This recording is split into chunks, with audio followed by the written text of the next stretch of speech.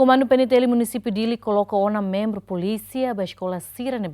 durante risku ba konflitu.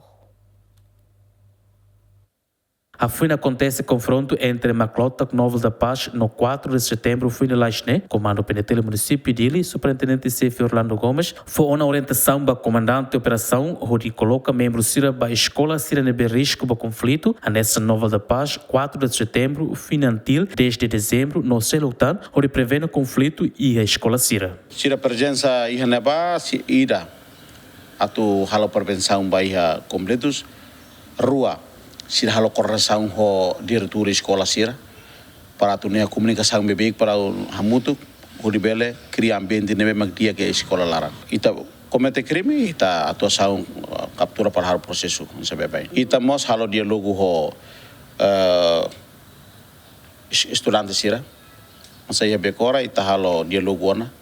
ho estudante sira halo acordo concorda kata sira repete tam problemas então o acordo irane ita na fatin fier basira para sira bele tau na fatin segurança e a ser na escola e depois polícia na fatin halo vigilância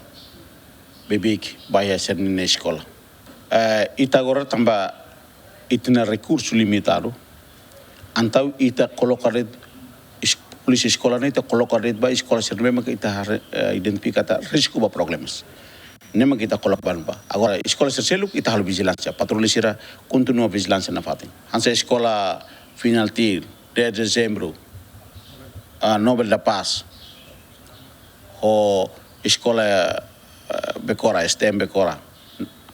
neita na fatin be coloca o pei na ba. Antes, comandante de operação Município Dili, superintendente, assistente José Luís Amaral Hateten, e a confronto entre Maclota e Nova da Paz no 4 de setembro, polícia consegue captura Maclota na intolnulo resinualo ou de halo identificação. No Rússia, identificação, PNTL detende na INEN, nebe alegremente tudo arrahun carreta tolo. João Carlos, GMN.